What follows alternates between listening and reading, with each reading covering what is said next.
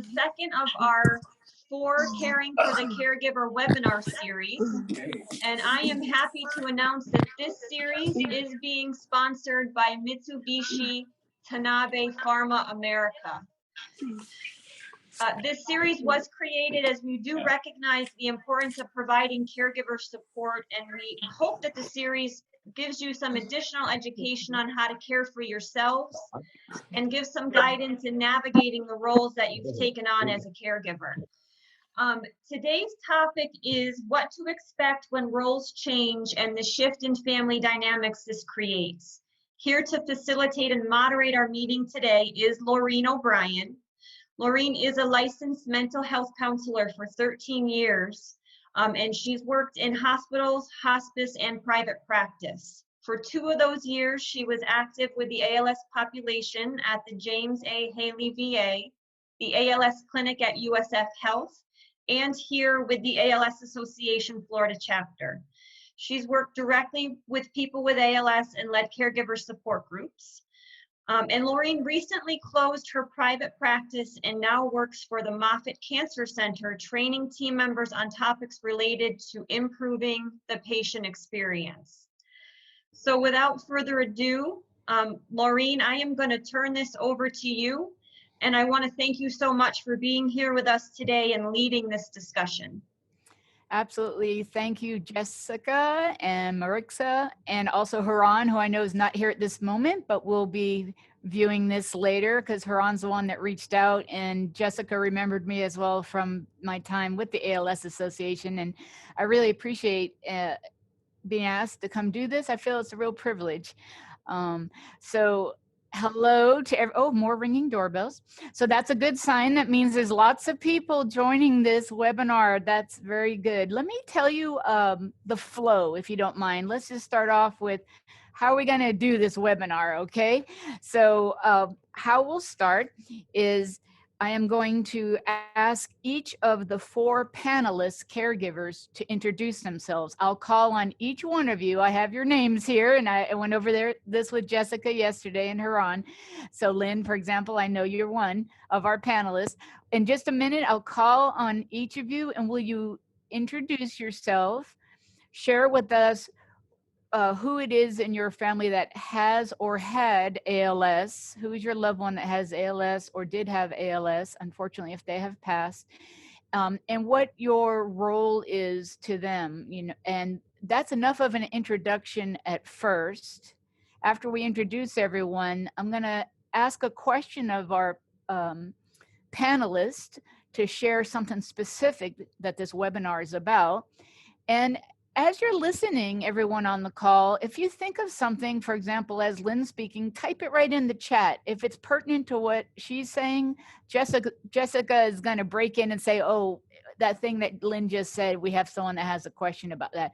So if you have a question from the right at the moment to ask the panelists when they have their, I'm going to ask them to spend a few minutes telling us a little bit about caregiving after the introductions. But otherwise, if it's not a specific question to that panelist, if you'll just hold off, and at the end, we'll have a whole question and answer session where you'll ask a question of anyone on the panel, any question you have at all, even if they didn't bring it up, there's something you want to bring up. We'll spend the second half of the webinar doing that. I hope that makes sense, okay? So let's start off, since I mentioned you, Lynn. I know we haven't met, although you seem familiar to me. Would you mind somehow ignoring there you go. Lynn, if you'll tell everybody, because not everyone knows you likely, could you tell everyone your name and who was your loved one that I believe passed from ALS, and just tell us his name and just basically only introduce yourself at this point. Sure. Yes, hi everybody. My name is Lynn Untitled. My husband Dan passed away. It'll be 9 years ago in July, and I was his primary caregiver. Thank you, Lynn. That's a perfect introduction. We're just going to do like that at first, so everyone on the call will know who are the 4 panelists. And Jennifer, if you're on the call, Caddy, I believe it's Caddy, or can you open your mic and do the same? Yep, it's Jennifer Katie. I am a daughter of Powell's. My dad has ALS, and it's been about 3 years since his initial diagnosis. And sorry, I was going to say Katie instead of Caddy. Jennifer, are you going to be able to turn on your camera? It says that So you're not coming across, you were earlier. So see if there's a red line across your where video camera is and click it again and make that red line go away. And if it still won't come on, there's a little arrow next to the camera and you can click on, there you are. Hello. Thank you, Jennifer. Sorry about that. That's okay. So I teach in Zoom all the time at Moffitt. That's why I know a few little tricks. Okay, so Jennifer, our second panelist, thank you. Phyllis Powell, can you tell us about you? I hope Phyllis is here. Is she? Anyone see her log in yet? I don't see Phyllis. Okay. Hi, my name is Phyllis Powell. Can you hear me? Yes, go ahead, Phyllis. Okay. Thank you. My son, just before, I'm caretaker of my son who is 34 years old and he lives with us now. Okay, perfect introduction. Thanks for being willing to do this, Phyllis. And Karen King, are you on the call and can you there she is. Could you tell us about you? I'm Karen Keed. My sister, my twin sister, was diagnosed with ALS last July. Okay, and your relationship to her, are you also a sister and a caregiver to her? Right. I do live in another state, but we go back and forth. Okay, so there are times you're also caring. All right, so those are your four panelists. Thank you, Karen. So let's get started. I just wanted to circle back. And Karen, if you don't mind me starting with you, and I'm going to ask this of everyone on the panel. So if anyone has questions as we go, please throw them in. Jessica will let us know. Karen, what the topic of this webinar is about the changing roles. You already have your existing role in your family. Your sister is Kathy, is that right? Right. And she's on today. Oh, Kathy, where are you? I don't see, do we see her? I Kathy see and you. Does it say Kathy S? Yes. Okay, Kathy, we see you. So what we want to hear from all the panelists, like this first round of questions, is you have your existing role you had with your loved one before the ALS diagnosis, and what kind of shift, what kind of change has taken place in your role with your loved one? And could you share with everyone on the call your experience of the changing role and dynamics in the family? Right. Well, actually, I will say I think because of a family relationship, the caregiver that I am and that other people in our family are, my daughter actually helped me summarize this, that when you're a family member and you're a caregiver, you are able to be more empathetic and carry more of the pain and of the sometimes sorrow. And when you're a professional caregiver, I think that they probably have more defenses about that because they probably just can't take on everyone's issues. And so I feel like as a caregiver, we are able to, as a family and as a sister, just be able to relate and be there. But I also want to say that because of being a sister, I really think it makes it an opportunity for us to be able to bring in the funny things that other people might not know that are funny. I was thinking about an example of that is that whenever Kathy, they have a beautiful new bathroom for her, and I was thinking about whenever we're taking her in there, we can say, "Aren't you glad you're not in a treehouse in Costa Rica, waiting for hot water out of a plastic jug, to warm up so you could take a shower?" And because that's where they've done a lot of different hard things. And so having this nice shower with hot water is kind of a funny blessing. And but I do want to say that one of the first things we attended was the Hope and Help Symposium last August. And I was really struck by the hope and help and the ALS motto, which was until there's a cure, there will be care. And I really believe for us, until there's a miracle, there will be care. And that's our focus. It changes to where everything else is kind of secondary now. We want to take care of Kathy. Wonderful. Thank you for starting us off with that. And I saw Kathy reacting to you. I have on my notes here that Kathy is your twin sister. Is that right? Right. Wow, that's extra special. So I really, and that's so wonderful that you shared. I can tell you caregivers carry a lot, and there is a difference between a professional caregiver and a personal caregiver. And I think you're right about that. There's not a level of separation that has to exist like with professional caregivers who can be full of empathy, but also have to, watch boundaries. But I think you're something special when family is the caregiver, but we're going to talk about that coming up. What are some considerations when you're a family member who's a caregiver? We have to see what's on the other side of that. Lynn, can you speak to that as well? Something that along the lines of what Karen was saying. What did you notice in caring for your husband, Danny, as his caregiver, and how that impacted your role as wife and then caregiver? Well, it's very difficult for all of us that have gone through it, and I get that. My heart goes out to all of you, really. It's stressful, but in caring for Dan, it was very personal for me. And I wanted to be there for him and create memories even after he had a disease. I wanted to create memories for us. And we had a great life together. We got thrown into patient caregiver situation overnight. And we had to make all the adjustments, but caring for him was an honor to care for him and get him through disease for sure. Thank you, Lynn. I Did think you hear me okay?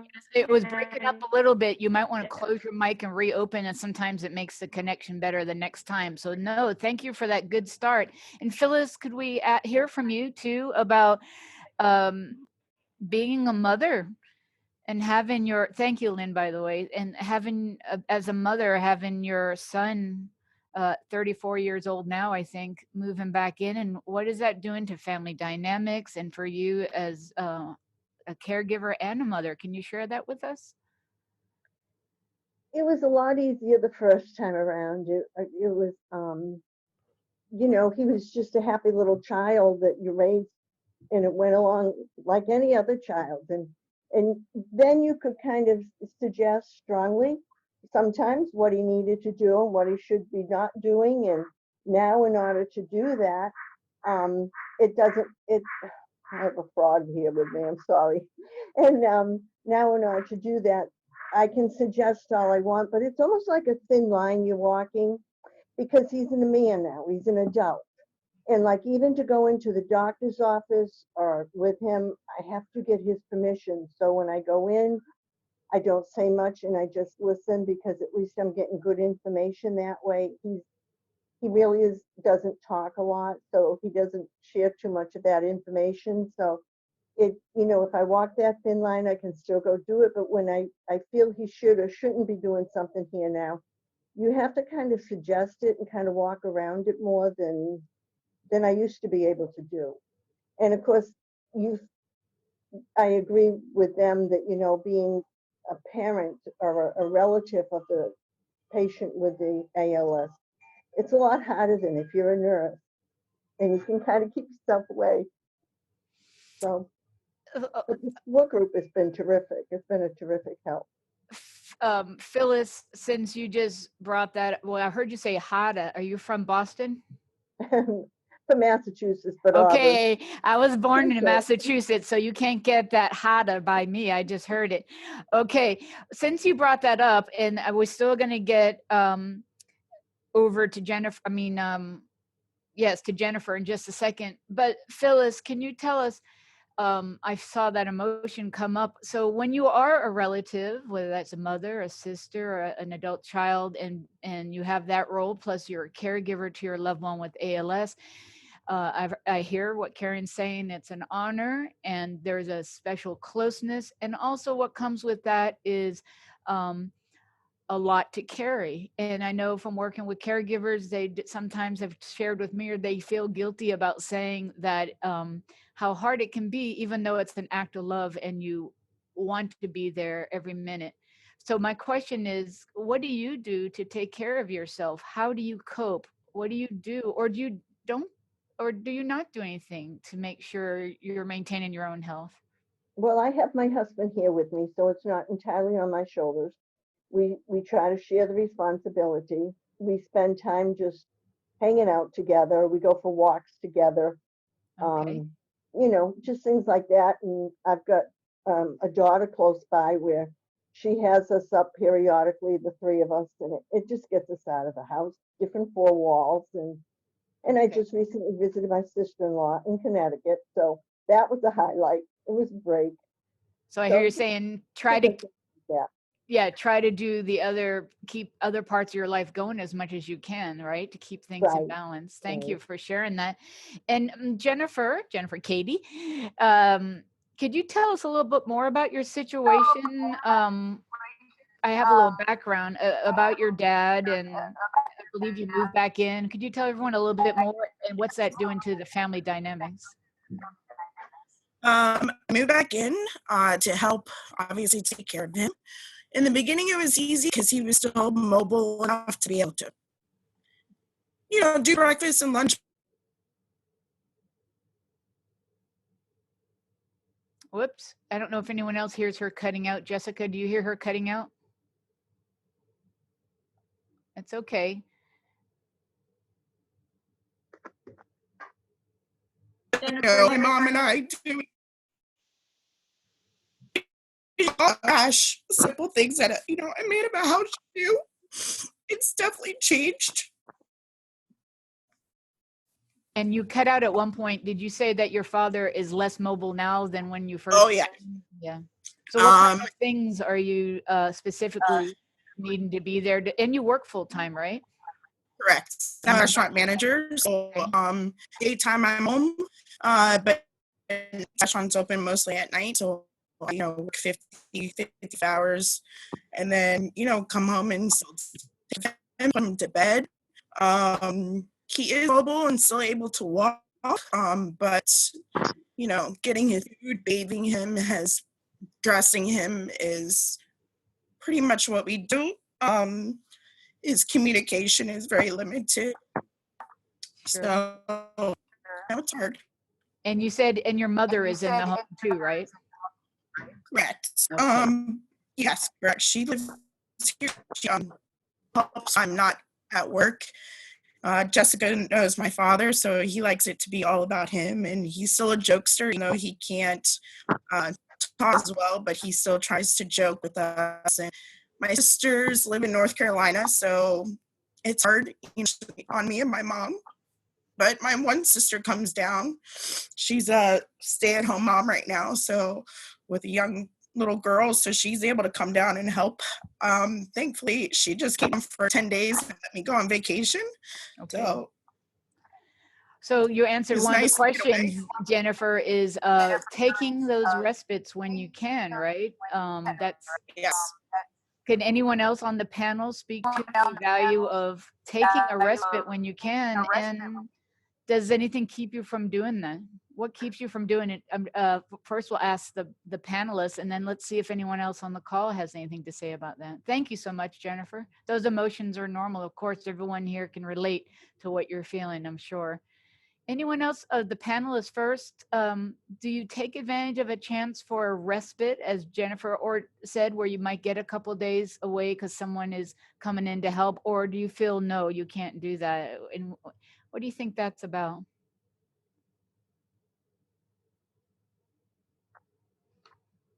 Well, I feel very guilty in the beginning. Okay, this is Phyllis. Go ahead. We'll go Phyllis, and then we'll come back to Jennifer. I'm sorry. No, go ahead, Phyllis.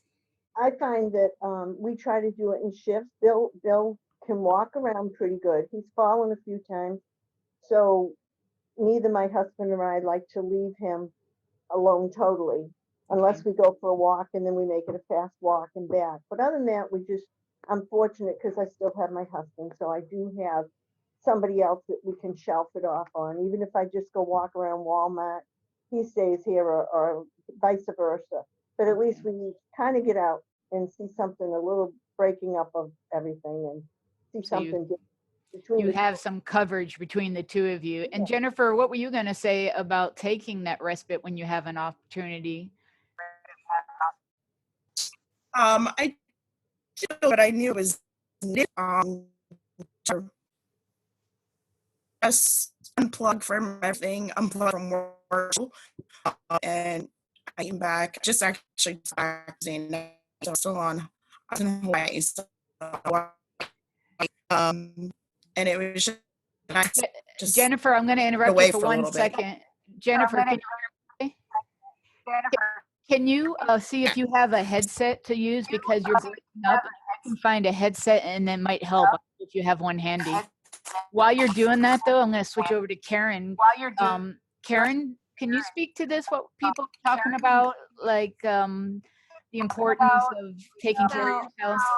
I really am not a very good example, because we come back and forth. We live in Oklahoma, so we go back and forth. Okay.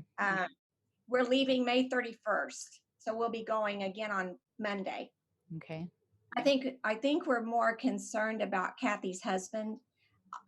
This is because since last July, you can pour, he has just been the constant caregiver. That's hard. And so even when we're there, we're not as adept at taking care of Kathy.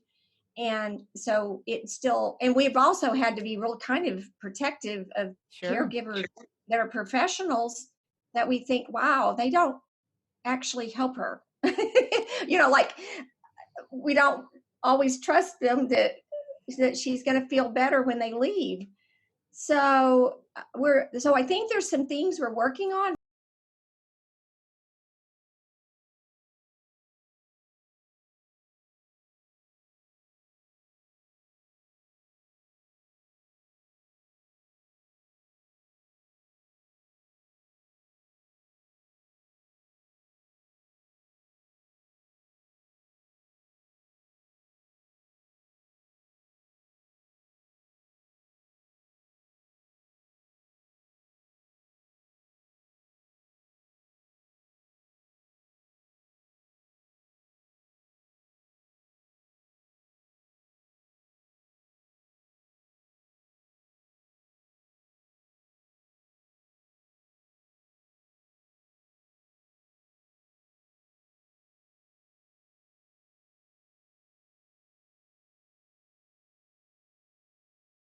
As a licensed mental health counselor, if you don't mind me adding in here, is that as of course you love your loved one that is has this terrible illness, and to show up and continually show up and be able to care for them means being able to care for yourself too along the way.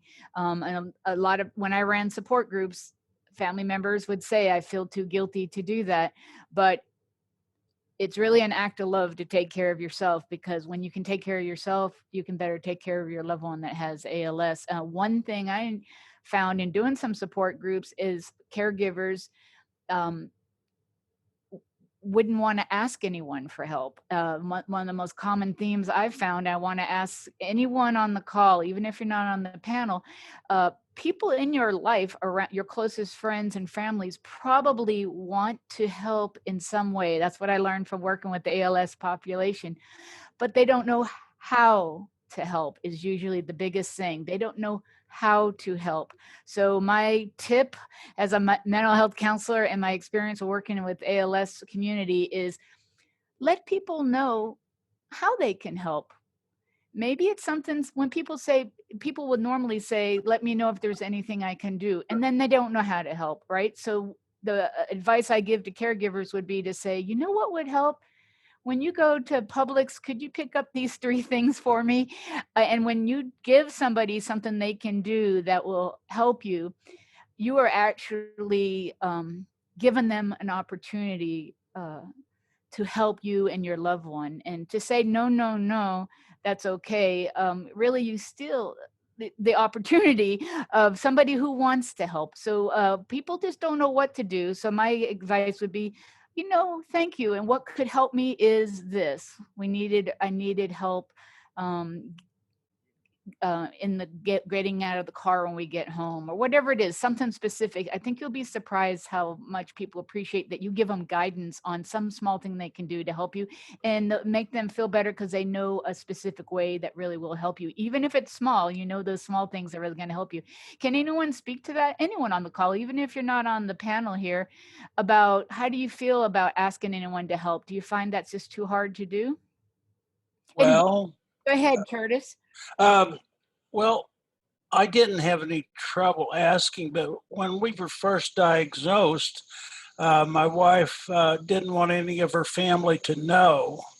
And then when she got to the point where she was really showing, she told them she had ALS, and two of her sisters immediately whipped out their phones, looked up ALS, and said, "No, you don't, and you can't have that."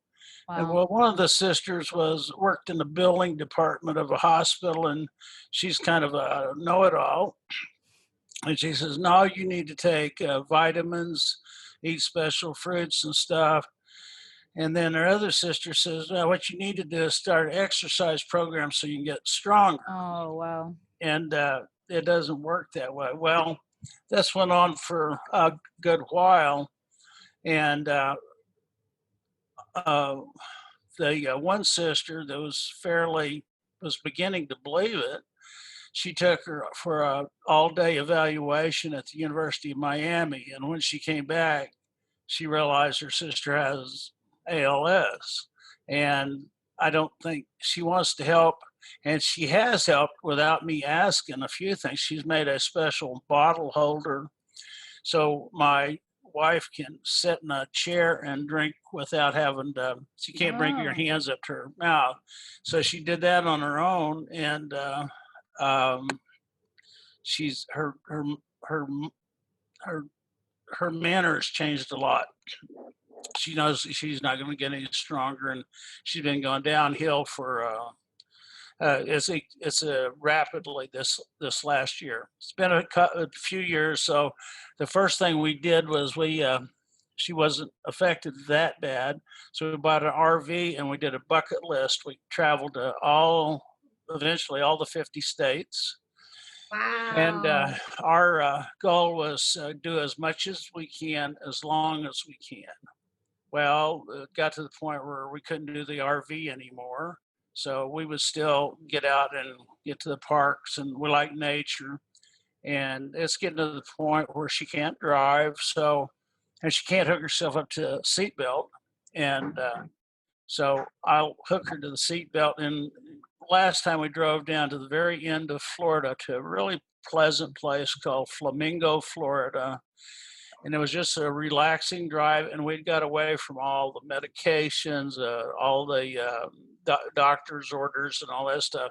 And we just had it wasn't very long, an hour or so of, forgetting about all the problems and just being next to each other.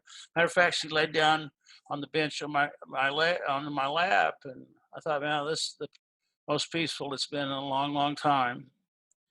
And Thank you for sharing that. Really, I appreciate you sharing that, because you talked about how the news is so hard for a family member to even accept and understand, as it is for someone who's diagnosed with it. But how people, once they understand, usually do want to help. So I want to thank you for sharing that and ask if, go ahead. Oh, I was just going to say that once we got by that barrier, it's not right now. It's not. They're more than willing to come over and help, but they're not here. They're on vacation in another state, Michigan, and so I've been doing this on my own here for a long time. But when they come back, I'm gonna ask them if they could do some of the little things. Like cooking I used to be a real passion with mine, but now I have to cook with the idea of using the OBI machine. I don't know if you're familiar with that. And, so the pieces have to be cut a certain way, cooked a certain way, stuff that's not sticky. And it's a challenge to Yes, sir. do that. And I learned a lot of tricks and I've lost some weight eating because I find that, I eat as much as she does, which is not very much anymore. And, but yeah, the cooking and the house cleaning, but sometimes to get away from it, I don't get away from it so much as I kind of turn my brain off. I'll go on I'll pick up all the laundry and I'll do all the laundry in one day. And it's just a stay busy kind of task where it takes my mind off the fact that, she's in decline. Yes, sir. And so we're next to each other, but my mind is doing the laundry and stuff. I think that's a good strategy. You can do a mental getaway sometimes when you can't That's it. physically get away. Exactly, a mental getaway. And maybe you can imagine a beautiful place, so it's not something like laundry. Maybe you can imagine something that's peaceful where you've been together, maybe that flamingo place, and that will give you a different feeling. Curtis, do you mind if I ask Lynn a question then? Thank you for sharing. No. You go right Thank ahead. you. That was very helpful. Lynn, can you share in reflecting on your time with your husband, like how did you go about handling when people said they wanted to help? Did you ask them to help? Did you find a way to involve people, or was that kind of a tricky thing when they said they wanted to help? Well, good talk to Curtis. Thanks for that. I was able to, Dan's sister, they're from New Jersey, and we're, of course, here in Florida. So every time they came down, I had a honey-do list. Okay. With them. And I had the same for my son. So they could pick and choose what they wanted to do. And I asked them for help. You just have to ask for help. Lynn, thank you. You're breaking up a little bit, but My internet. it's okay. I could hear you well enough because I have there. this. If you don't mind, I'm going to tell everyone what I heard you say. Hear me okay, guys? It's breaking up. It sure is. But I'm going to tell everybody what I thought I heard you say. Doreen, can you hear me? Yes, but I think your internet is having a little problem. Yeah.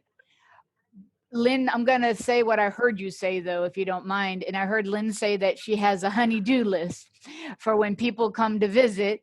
There are some things she would like some help with. And I think that was a brilliant idea of how to get some things done. And then it helps the people that want to help because they know that they actually, even if it was a small thing, they were able to help you. So Lynn, I think that's a great idea. I hope people on the call are hearing that it's okay to have some things ready that if someone says, how could I help you? You would actually, you know what, this could help me. And I think you're going to see that people appreciate because they want to help is what I find normally. Thank you, Lynn. Can I ask, I wanted to go back over to Karen, if you don't mind. Yeah, they want to help. Yes, they do. And for all the panelists, let's talk about just your own coping. Like we talked about respite, if there's a time, if you've been the primary caregiver, if there's a time to step away, even if like Curtis, take a little getaway in his mind. But when things get particularly hard and emotional and you feel overwhelmed and it's very hard to cope because your loved one that has this illness is having to learn to cope with something that is almost beyond ability to cope with. It's something very few people in this life have to ever confront is an ALS diagnosis. So not only are they learning how to cope with what they're facing, how do you cope with, what do you do, especially around emotional things? We know from working with ALS families, there are going to be times when your loved one's frustrated because of their limitations or the inability to speak or the loss of control obviously is the central shared concern for people with ALS. So unfortunately, this is just human nature. If we lose all control, there might be other ways we look to get control. What happens with you when you run into these things, and maybe there's emotional eruptions that happen even though you love your loved one and they love you, but just the frustration and the nature of this disease and the impact on them, the people with this diagnosis, and the impact on you, it's going to lead inevitably to some difficult emotional times. I guess what I'm saying is, like, what do you do in those situations, especially with your loved one that has ALS? Like, how do you work through that? Karen, do you mind talking to? I don't mind sharing about that at all. Actually, where our family is a very strong Christian family, and our family, we pray, and we just ask for help. And I know that some people may have different ways of coping, but that's how we do it. And we just are very aware that this has a purpose of some kind. We don't see it. We don't know. We are very fragile, and we're just a matter of just asking God to help us, and then just making it be more like, how can we just be of service, that we can encourage and love my sister, because we all know, we are not going to be able to. We want to be the voice of love and reason, and that's hard to do, but I do think it's a matter of trusting God and praying about this, and not necessarily just taking it all on myself. None of our family feels that way. Karen, I'm glad you shared that with everyone. And your sister typed in the chat. So Kathy, I want to make sure everyone sees that. I'm so glad you're able to do that. Did you type that yourself? Okay, awesome. She said, we're going back to asking people to help. I just want to make sure everyone sees that. She said, it's great to have help with the little things, but it's also great to have someone who you trust handle some big things, like maybe getting appointments set up, or be a good cop, bad cop when a situation calls for it. Karen, do you think you can translate for your twin sister what she means about the good cop, bad cop? That might be... Well, Robert and I kind of trade off a little bit. So, yeah. Robert, can you speak to that a little? Yeah, I think Karen's like 4 states away. I'm here 24/7. Karen is a tremendous support on the phone. She's a powerful advocate for appointments for Kathy, but I'm actually the one that gets them. Bonnie over there is the most delightful person you ever want to meet, and her and her husband have supported a CNA who cleans and gives Kathy baths and does massages, and she's just wonderful.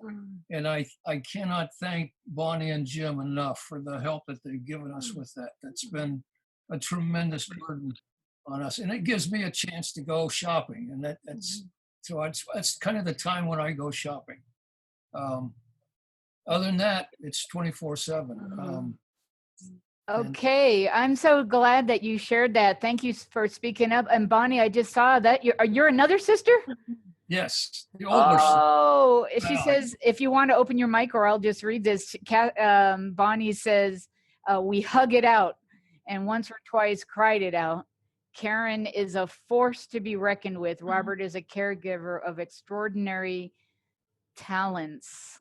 Bonnie, I don't want to call on you if you're an introvert. By the way, I'm kind of an introvert, but I like to do these things anyway. I've learned to be a little extroverted, even though I'm really introverted. Bonnie, do you mind opening your mic and tell us about what do you have anything in addition to what you're saying about helping each other, help each other out, and what that's like, and what to be mindful of? And what would you tell people on this call? If you just click on where your microphone is, Bonnie, it's going to make that line go away. Or I'm not an introvert. Oh, she's not? So good. I called on the right person. So Bonnie, look for that thing that looks like a radio microphone. It's red. Well, it has a red line through it. If you don't find it, there you go. Oh, You there you did go. it. Well, Kathy did it, I think. Oh, Kathy did it for you. Boy, IT people. Bonnie, go ahead and give it a try. Can we hear you? Oh, shoot. No. That's okay. You know what that means is if she doesn't know where a microphone is, she won't find this little arrow next to her microphone, which will let her click on some things to make her microphone work. But that's okay, Bonnie. It says my browser won't allow it. That's okay. You said such beautiful words in there. Thank you for doing that. Oh, we would have heard from an extrovert though. Anybody want to post in the chat, or if you're an introvert and want to put in the chat? Yes. Lorraine, may I say something? This is Karen. I don't know if Ann Chastain is on here, but I could say this about another part of caregiving. If you're the best friend, that you're not the sister, you're not the brother or sister, you're not the parent or the parent or the other relationships, husband. Ann is the best friend of someone with ALS. Yes, Could you speak to that, Ann? And after Lynn, then we're going to come over to you after this, Lynn. I see you have a comment in the chat. So can you speak to this, Ann, as a friend? I can. My dear best friend, Kay, who's married with children, I'm single, so I'm very much available, but she lives an hour and a half away, and she's very close to her family, and they've got plenty of means to provide for her. But when I thought about what can I do to support my friend, I came up with the idea of caring for people like her with bulbar ALS. So we've been sending out what's called the Blessing Love Box. And so Kathy, I connected through Karen to Kathy. Hey, Kathy, nice to see you, Bonnie. So God has kind of splashed me into this family, and we send 11-pound, 23-item boxes with nosy cups, boogie boards. Now we've included mucus, the breather. We're trying to create life-giving moments for the person with bulbar ALS and for their family to just bring life and generosity. And I've got a video of my friend Kay before she lost her ability to speak. She can relate to them. I can't, but I can relate to Karen, the caregivers. Oh, looky there. That's her. Yes. Kathy's holding. We do inspirational too, but so we've given a few boxes away. So for me, how I've been able to care for my friend is to do the thing that we've always done, which is to be generous and love and care for others. So she stewarded her knowledge, and we have a party up at my friend's house in Athens, in Kay's house, and she doesn't know it, but we're going to have some of the people who receive the boxes to Zoom in. A friend from Italy is going to Zoom in. Other friends. So we're creating this celebration of life in the shadows of ALS that is stealing our friends' lives. And it's just been amazing. So to me, I have felt alone because my friends can't relate to losing a friend to ALS. And she's the nicest, most amazing soul. And to know that she's on this boat that has holes in it, it's hard. But we're doing life as we can. And so for me, I just try to support 5 families at a time.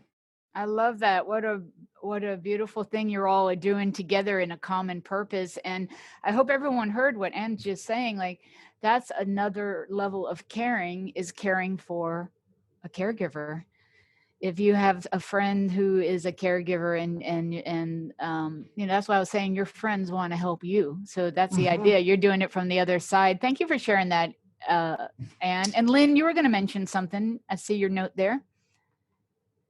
Yeah, I was, and that the whole caregiving thing, I just love caregivers, taking care of caregivers. It's awesome. But can you hear me okay? Yep, I'm just focusing so I can relay to everyone what you say. It's breaking up a little, but I can kind of hear most of it. Okay. In Stewart, I live in Stewart. We have what's called Molly's House, and it's a great respite home that a caregiver can go to for 1 night, 2 nights, 3 nights. And what you do is send professional people, doctors, nurses, whatever, to your home to care for your loved one while you're staying in this beautiful house. For a lot of people, you have a private room, and you can go shopping in Stewart, which is a tiny little shopping kind of town, and just take a day off. So it's really a great place for I think they do like Tri-County, it's Martin and Fort Myers in there, but it's a great place. Excellent. Thank you, Lynn. And I see Good Jessica. respite. Thank you, Lynn. That's great resources. That's what's wonderful about speaking to other families that are experiencing ALS There you is that go. you can share these resources. Jessica just put the link to Molly's house down there in Yeah. the chat. So perfect timing. I wanted to come back over, if you don't mind, to Phyllis, and then Jennifer, I want to see if you'll weigh back in. Yeah. Thank you so much, Lynn. Phyllis, could you, this might be hard to speak to, but you just tell us, well, you're from Massachusetts, so you're probably pretty tough. So I bet you can handle this. That's where the, you know, I favor those. What do you, how do you, I started this earlier, other than respite, you know, what happens when there is conflict? You know, your adult son is back in the house. Of course, you love him, you're caring for him, and you have all the empathy and compassion.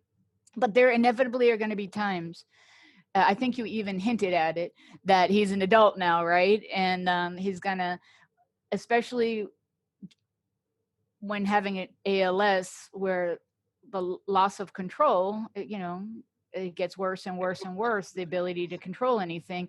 So sometimes there will be conflict and there will be emotional outbursts because of someone going through this, nature of this disease is frustrated at times, and they may try to control what they can control. So, but that could be frustrating for someone who's not really sure what to do with all this. So what do you do personally? If you, first of all, do you experience those kind of moments? And then what do you do when those moments happen? Can I say something? Sure, Curtis. Yeah, I think that it goes two ways. When there's confrontation, it's usually fueled by frustration of something that being lost, not being Right. able to do something. And Yeah. I find that being an ear to lean on for her to, you know, not keep it inside and tell me. And then at the same time, I need to lean on another person's ear to just get it out of me. Okay. Yeah, so it goes in one ear and then somebody listens on the other side. And the person that listens on the other side is a dear friend, is a nurse, just a friend of the family. And so it's this constant leaning on each other's ears and being there for them, and not necessarily having to answer the questions, but just to understand the frustration and the you know, the things. Like for a while I was I'm a really good natured guy. I always say, look at the positive side of things. You know, somebody would get cut off in traffic, and I said, well, you know, he's having a bad day, and I wouldn't get mad or angry like her family does. And she got so mad that I was so positive about stuff. She didn't like me being just, you know, all the time talking about the good in life and all that sort of stuff. So I had to kind of tone that down a little bit. But I think that they need to be heard. And at the same time, you as a caregiver need to be heard, I got because it. you're carrying Yeah. a big burden just like they are. Thank you. That's Sometimes good bigger. insight. Thank you, Curtis. So I think that's really good insight that, you know, we don't know because we don't have ALS. And for those of you who do, the amazing amount of frustration there must be in doing just the smallest things in life, and that is going to come out sometimes, Yeah. you know, because you're called a human being. Can I And say go a ahead. little thing here? Go ahead. It's little things like you just mentioned, little things like she can't wash her face anymore. Mhm. She can't scratch her head. Sure. She can't, you know, she can't wash her back. And so, you know, once in a while I have to give her a good head scratching, and, you know, All right. she can't get her hands up to feed her. Of So that's course, why there's we have gonna the OB machine and yeah, stuff. the frustration's going to be high. And so let's hear what, if you don't mind, I'm going to switch back to Phyllis. Thank Oh, you so sure. much, Curtis. Phyllis, what do you do specifically at these moments that you might understand the frustration? Of course, you understand why he's frustrated, but what do you do in those moments? Well, there are moments, and Okay. I start every day praying to God to help me know what to say and what to do when they happen, if they should happen today. And um, we try to talk it out. And sometimes, we're both, one of us or both of us are just frustrated with the situation, not so much with each other as with the situation. And that's when we kind of feel like it's time to just take a break. And sometimes I go in the other room, have a good cry. But I always remind myself, God gave it to the stronger of the two. Not that I'm justifying why he should suffer, and I'm not. But, he strives and he strives so hard. And I don't know that I could strive as hard as he does. He really is a strong kid. And I thank God that he's spending the last of the time here with us. It's an honor. Phyllis, I thank you for sharing that. I know that it must be hard, and I can hear your love for him coming right through those tears. So we heard two things. I'm going to go over to Jennifer, but I heard Curtis say that he listens to his wife's frustration and he finds someone that can listen about his frustration. And then I also heard Phyllis say to remember her point is, her coping strategy is very helpful. I hope you heard it, to remember that the frustration is at ALS. The frustration is with the disease. It's not with each other. So that is something just mentally to reframe that and say, that's what this frustration is. It's nothing against me. It's this disease. And that will help in coping. And I also heard her say she'll step out of the room so that, she can gather herself, right? So these are good strategies. Jennifer, do you have anything you can share with the group about in the moments like that? What do you do? Try to always stay strong in front of him. And then I do the same thing, kind of go away and have my moments. I think we all do, because it's not at him, it's the disease, like you said. So seeing someone who's so strong and that to not be able to do things for himself it's challenging for the whole family. For sure. Thanks for sharing that. I want to share Bonnie, who couldn't get that microphone open, just wanted to say that because she lives in Minnesota and feels somewhat helpless as the other sister, their idea of providing care assistance, providing that assistant to care for their sister is what made them feel like they were helping and give Robert some help. And knowing that Kathy is getting that personal care attention is what makes her feel better. So doing what you can from where you are with what you have is what I hear. And Jessica, if you don't mind, I was thinking at this point, because we did talk about how have your roles changed, the shifts in the family dynamics, and about coping. I'm wondering how you feel if we use the last 30 minutes of the webinar just to open up and take questions from anyone in the webinar to anyone on our panel. It could be about something they've already said, or it could just be a question you have and you're wondering if someone on the panel could help you with what they did. How do you feel about that, Jessica? Absolutely. That Okay, sounds great. so let me tell you the best way to do this when you have 30 people on a call. Looks like we have 33. Also, I used to teach 7th grade in middle school, so you have to, how are we going to do this? So if you don't feel like opening up your microphone, just type your question in the chat and then Jessica will ask it for you. If you're comfortable opening your microphone, just put your hand up. And then we know that you want to speak, and then I'll say, whoever is going to ask that question, I'll call on you when you put your hand up, and everyone else can just wait, because I'll call on the one that I see the hand first, and then we'll call on the person that has their hand up next. That way, if we all open up our microphones at the same time, it will sound like a 7th grade class for sure. Actually, so I see Robert with his hand open up, right, Robert? Is it Robert? Did I remember correctly? It is Robert, yes. Do you have a question? I do. Kathy uses a G tube. Right now, she has a McKee, a low profile tube. We're going to go and get it checked and maybe get it slightly longer stem on it. But the difficulty in having someone come in to help, even though they want to, is it's not a simple thing for someone to come in and do the feeding. It would take a little bit of training, not much. I mean, only because that's a field that I feel very competent in, but we don't have anybody like that, like store or within a call. Does anybody else have that same situation with the G tube? Regarding the G tube, anyone have that situation that could either type an answer in the chat and Jessica will be glad to read it, or raise your hand and I'll call on you so that you could give Robert some assistance there. Oh yeah, go ahead, Jennifer. I mean, we're actually in the same boat. I'm the one who got trained to do it. My dad also has a Mickey. He's not 100% on feeding tube. He does eat orally, obviously modified food. But when he's too tired to eat, we do the feeding through the tube.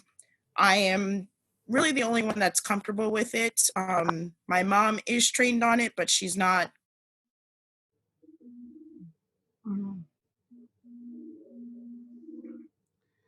You're cut out right there, Jennifer. Right when you said your mom's trained on it too, then you cut out. So try that from there again. Go ahead. Well, could you, I don't know if that fully, we heard the first part of it, Jennifer, and Robert, I believe you're saying like, how do you find that kind of help to come in, right? Is that what you're asking? In a way, yeah, sure. What was the rest of the question? Make sure we understand the whole question.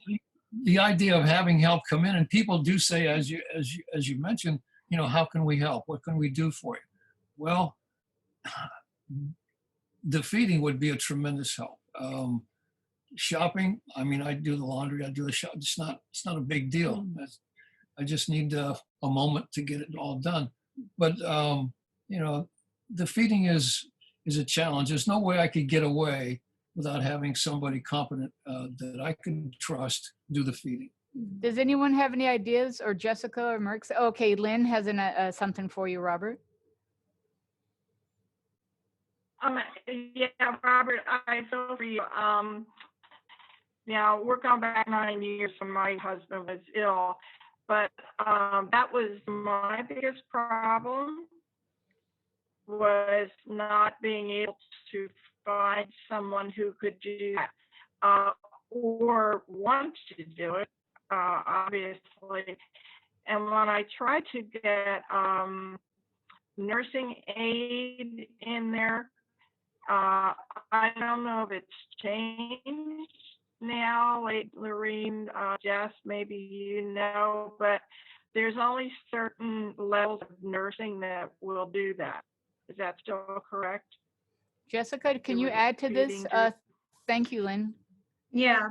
So typically, I believe the level, and Marixa and Patty, please chime in because you're at clinic more readily than I am, but I believe the level of care would come from an LPN to come in, and at least an LPN to come in and do the feeding. So one of my best suggestions is always to go back, if you're attending an ALS clinic, to go back to your clinic team and ask them for suggestions, either the dietitian or the speech therapist or social worker can all help manage this aspect and give you suggestions. Most insurances will cover to have somebody come in and do those feedings, at least when in my experience. So I think the best thing that you can do is to consult your clinic team and let them know that this is an obstacle that you're experiencing and see what suggestions they have. And of course, just talking about this and having everybody share their resources and their experience is, I think, key, because really you're the professionals, because this is your day to day. So if anybody here has any suggestions or experiences, you know, please share if you're in the same area. I don't know what region, Kathy, you're in. I think you're in Central Florida? Melbourne, Okay. Florida, Yeah, beachside so- Melbourne, Florida. okay. So if anybody has any experiences with agencies in Central Florida that you've had a good experience with, please share. But ultimately, I think the clinic team is always a good bounce back because they have the best knowledge, and they're going to be the ones to be able to pursue any kind of follow-up or prescriptions they may need or orders they may need to write to place somebody to come in and assist with that type of help in the house. Marissa, Yeah, you unmuted yourself, so. Yes, no, I just wanted to add to that for feedings, it has to be skilled nursing, like Jessica said. Most of the agencies that are out there have certified nursing assistants that come to the home, and none of them are allowed by insurance companies by law to do any feedings. So it has to be either a licensed practical nurse or a registered nurse that is able to come in to do the feedings from the outside. The liability is great, and most of the agencies don't have that. So it's a matter of getting an order from the doctor for skilled nursing, stating that that is what you need in order for the insurance to cover it, and then finding a provider in that insurance. So sometimes you have to call your insurance company and ask for a case manager and get a provider that they already have, because we can offer up different skilled nursing agencies that we have, but they're not providers for your medical insurance, and then that's a very high out-of-pocket cost. So that's what's needed for a feeding tube. Does that help somewhat, Robert and Oh, yeah, Kathy? very much, yeah. Awesome. Anybody else have a question for either the panel or anyone in attending this webinar? Something you'd like to get some input about, some topic you'd like some help with? We've got a wealth of, go ahead, Curtis, a wealth of experience Yeah, here. I've got a question. I'm sure that all of us take a lot of medication, and some of them are big pills and some of them are small pills. And with my wife, I divide them up into two groups. She can't take them herself, so I put them in a glass and she gets them in her mouth and she gets water and swishes them down. Well, recently she's got a new medication that's liquid, and it is absolutely vile. It is really rough to take. And so I disguised it with, I set up a saltwater rinse with a straw, a bowl, a barf bowl, and on the other side I have a glass of ice cold V8 cocktail juice, and I mix the V8 cocktail juice with her medicine with the straw, and then she slurps it up and she cleanses her palate with some more V8, and then she rinses her mouth out with the salt water and spits it in the bowl to get rid of the taste. It's just awful. And I even tasted it, and I'm a big tough guy, and it was really awful. I just wondered if anybody had any other ideas. I also tried liquid Jello that might cover the flake, and that was worse. Anybody have any tricks on how to cover up vile tasting liquid fluids? That's a good question. Anybody have something that's worked? It's very creative. I have to give you that. You've got a whole process there. Well, it's actually, and it's not been approved by the FDA, but the doctor down at the ALS place at the University of Miami said she might want to try this. Okay. And it has to be made at a compounding place, and it's pretty expensive, but for that kind of expense, it ought to taste a little better, at least have some alcohol in it. Oh, goodness. Now he's giving away those secrets. Okay, so we still have some time. Lynn, go ahead. Curtis, is she on the feeding tube? I believe she's not on a feeding tube, right? I Oh, think no, she's not. This is talking about the taste. The taste. No. Yeah, I was going to suggest putting the medicine in the tube. Let it go that way. No, she still eats. Okay. She eats mostly with, I either feed her or we have an OBI machine that we refer to as Obi-Wan Kenobi. It's a robotic device that picks the food up and brings it to your mouth. Wow. And we've had some, it gives them gives her some dignity when eating. Beautiful. You know, if it wasn't for that, her face would be right in the bowl, you know.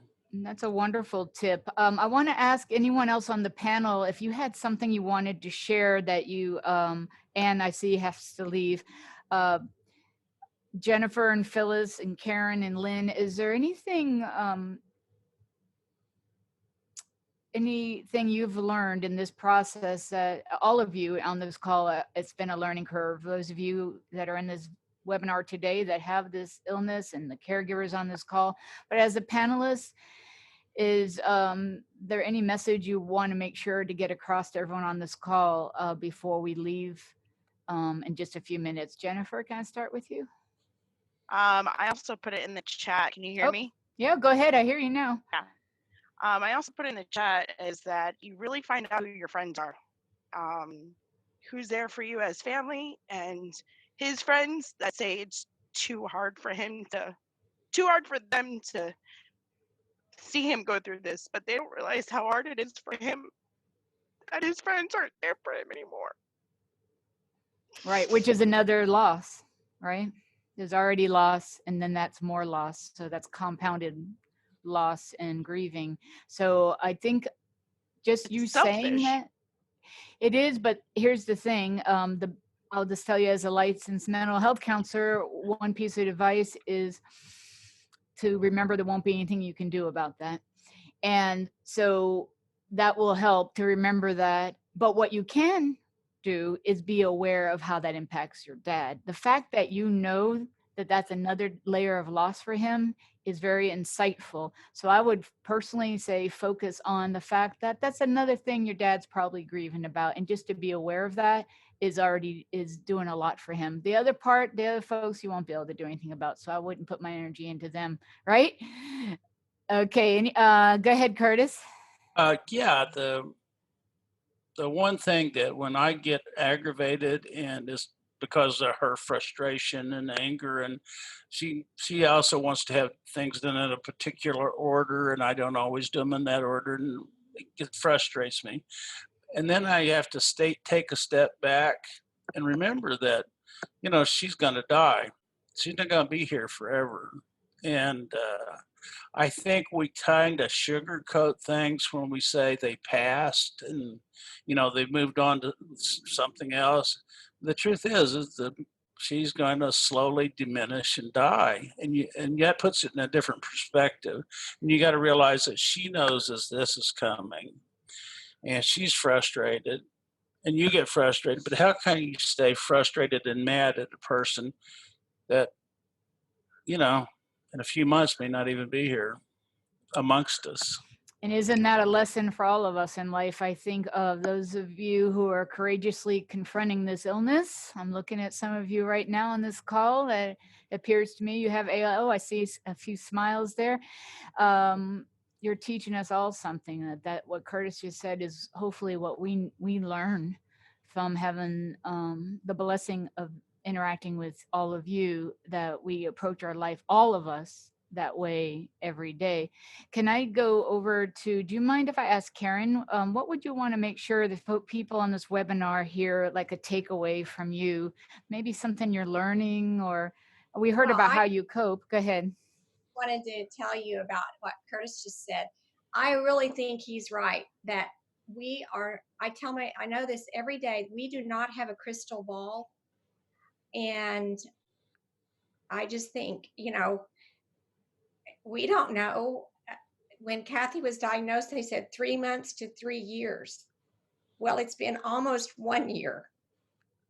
All right. And we really don't know. It's really been, you know, at first we thought 3 months. And then we're like, wow. So at Christmas, we were looking at some things in Kathy's house, and she said, well, I don't think I'm going to give this to you yet because I think I might be here next year. I love that thinking. Like, That tells me That tells me a lot about your personality, Kathy. I could just feel it coming through from what your sisters are saying, and also that beautiful smile you have. Thank you for sharing that. Yeah. It gives you a perspective, right? It's certainly if Oh, definitely. that we hope to not lose, and that to keep this perspective. There's something in all of us for this. Phyllis, what do you hope that you can maybe tell people on this webinar, something that you're coming to see and understand, and you want to make sure they leave from your perspective? Well, Bill was given 3 years and he's just shy of 5 years. So like she said, none of us know. I could go before Bill. I mean, we don't have that crystal ball.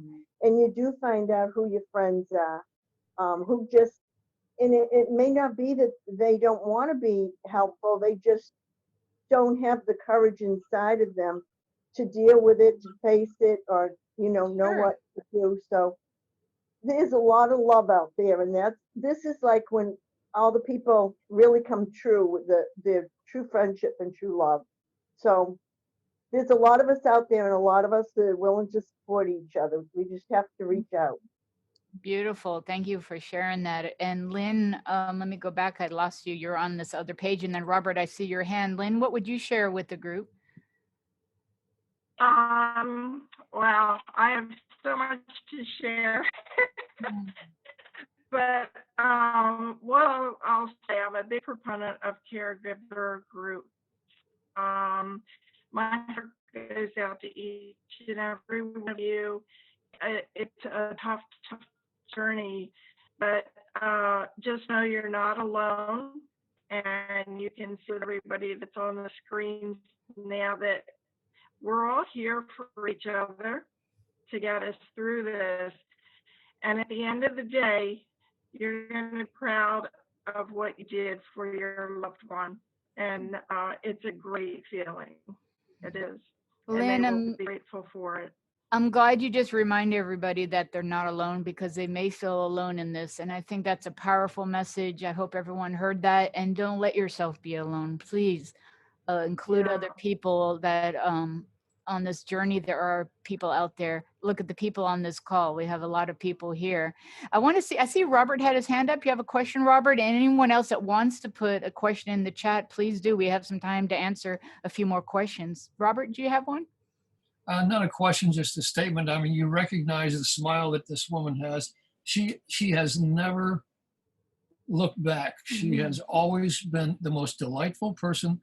I mean, I will be behind her, maybe in a line, and all of a sudden, all the people out in front of her are smiling because she's smiling at them. And I'm thinking, I wish I had that gold in my heart. But there's nothing that I would not rather do than spend every moment of my life taking care of this woman that I love so much. And there's a lot of other people with the same feeling about this woman. Wow.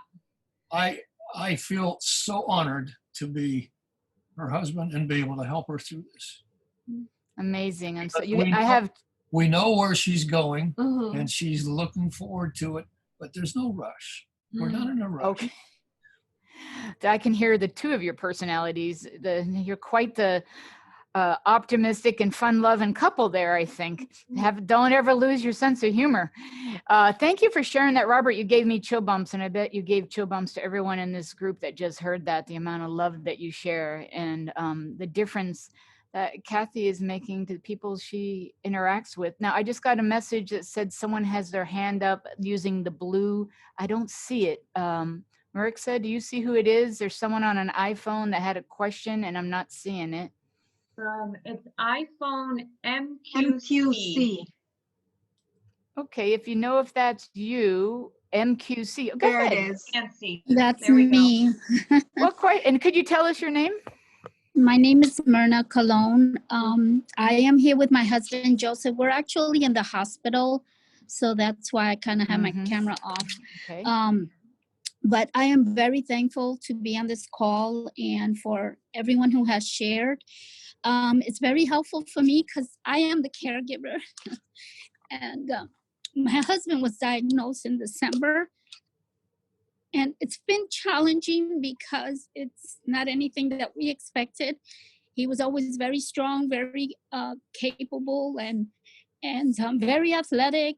It was just a big shocker to us. So this has been very encouraging, very helpful. And I've learned so much from hearing from everyone here. So I am grateful. I'm thankful to be on this call. I did have a question in reference to the G2 because my husband, he's been having the Berber and trouble eating. And now he recently was constipated. So it was a very difficult time for us to go through. So I don't know when the G2 comes in or when it's determined. I'm sure it's probably the doctor or the the doctor or whomever helps out at the clinics to let us know when that is going to have to take place. I'm hoping it's not soon because I understand that it is something that requires probably additional help. But it's something that I think down the road we may be looking at. Okay. And I just kind of want to know when I have to look forward to having that done. I'm not looking forward to it actually. When to expect that might have when to take place? That. Jessica, thank you so much for that question. Jessica, can you speak to that? Or Marixa, because you're in the clinics. I know that's a medical question, but in general, what is your experience with what Marixa? I see you're open first. Can you speak to that a little? Well, I know that Myrna will be taking her husband to the Orlando Health Clinic very soon. And what happens is the speech and language pathologist and the dietitian will speak to a PEG tube, and they usually recommend that is done sooner than later, whether the need is there immediately or not. And the reason for that is because once your respiratory is challenged, it'll be harder to do. But they speak to that on the very first visit, and then the orders are done if that's something that you agree with. So that'll be taken care of as soon as you see them in clinic. Okay, thank you. Thank you very much. Thank you for asking that question, and we appreciate you asking the question. There may be other people here in this call that are wondering the same thing. They haven't gotten to that level of information yet, so appreciate that. Oh, I saw a little hand go up there. But I bet that little hand doesn't have a question, or maybe she does. Thank you so much.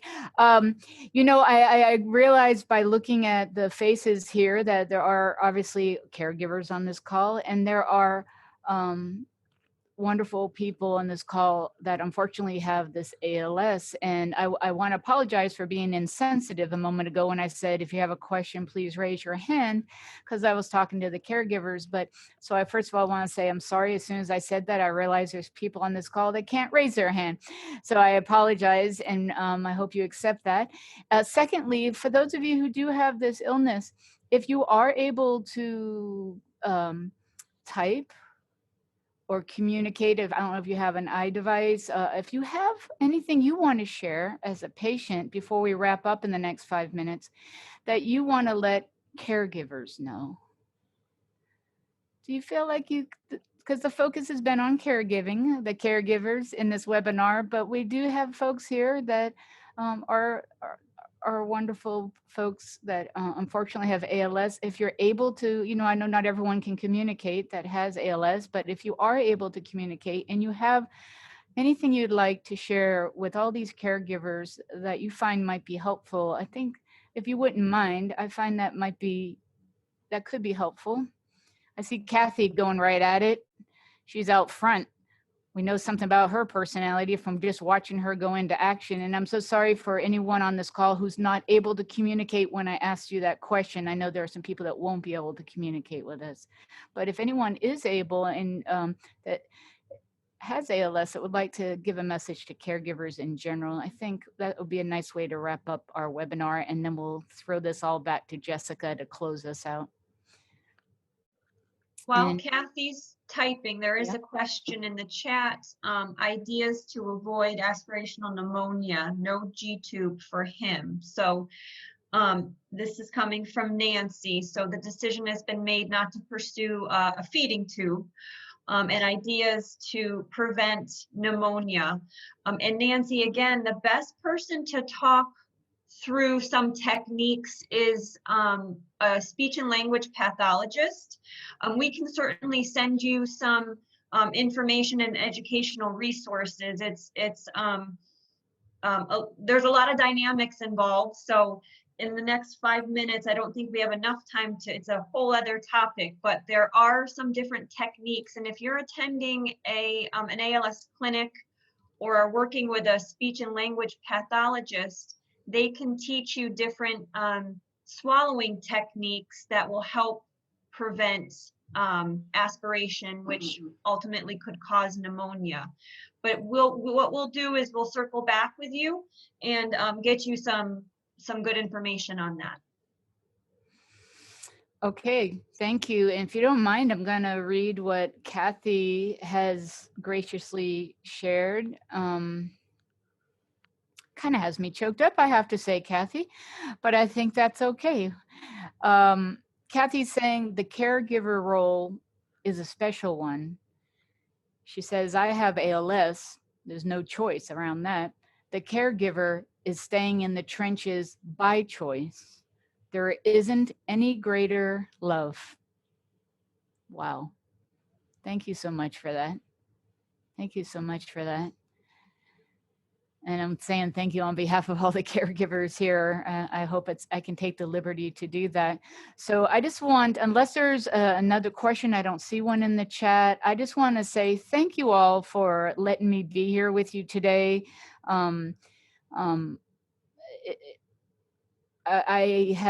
Working with people that have ALS some years ago is what caused me to go back to school and become a licensed mental health counselor and continue working with people that have serious and life-threatening illness. And so I had the most amazing experiences with the most amazing people that were going through this journey. So I wish I had the opportunity to sit and speak to each of you, because I'm sure you have wisdom like what we just heard from Kathy. But again, I just want to say thank you for letting me be here. Please use your resources, use the ALS Association, use support groups, let people help you. And remember, you're not alone, as Lynn said. I think that's another great message. And I just send all the best to all of you to find healing on whatever level you need it, and what is available to you, that you have access to that. And just thanks so much. I'm going to give this back to Jessica. Wow, well, thank you so much, Laureen. I think that this was a great series. I want to thank everybody for participating. You really came here vulnerable, and we really appreciate that. I think we learn best from each other, and you first and foremost. I wanted to let you know that, again, this is our second of 4 series. Our next caregiver webinar series will be August 12th from 1:30 to 3. And the topic we will be covering is anticipatory grief. I think it was a topic we discussed a little bit here today. It's a broad range in the grieving process. We grieve a lot of different losses in this diagnosis. So please set your calendars for August 12th, again, 1:30 to 3 o'clock, and there will be reminders coming out. This series is recorded, so we will be sure to get the recording to you so you can look back on it and re-listen. But Laureen, such great information, and thank you so much for leading this meeting today. You're so welcome. And Jessica, I see Robert's asking if you could give the phone number maybe in the chat for that support group that's by phone, so that everyone that wants that has that before this call ends. But you're very welcome. Thank you. Yeah, we will, Robert, that is on our website, and what we can do is we can send that information out. Marixa, do you have that handy by chance? I don't have it really handy, but I did put my email. I can put my email on. You can email me and I'll send you the information. The regional program manager that runs that support group on the phone is Judy Benwick, and she does that once a month, and it's for caregivers only. So I will put my email out here for you guys. So if you really want it, I will send it to you. Judy does monitor it, because obviously It is not a virtual call like this, it's on the phone. So she can't have 30 people on the call, but as people fall off, she'll add people. And right now she is open to accepting new people. So there's my email address in the chat.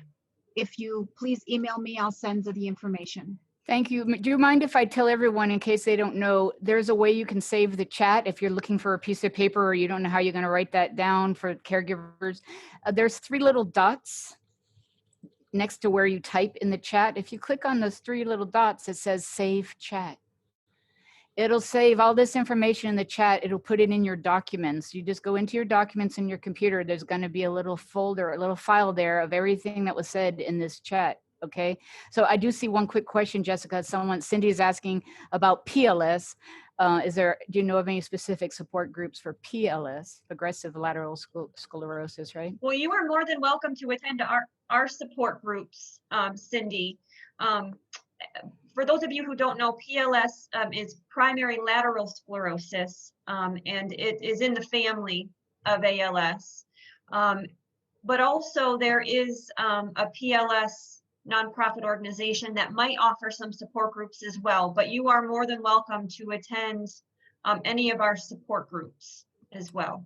I think that's great. All right, I'll actually stop talking now. Okay, thank you.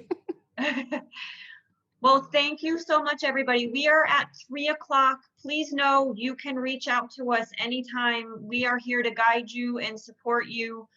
And ultimately, the message we want to send is until there is a cure, there is care, and that's why we are here. So thank you. It's so good to see everybody and your faces today on this call. Thank you for calling in. Thank you. Thank you, Jeff. Thank you very much. Thanks, Lorraine. You're welcome. Bye-bye. Bye-bye, everybody. Bye. Be safe.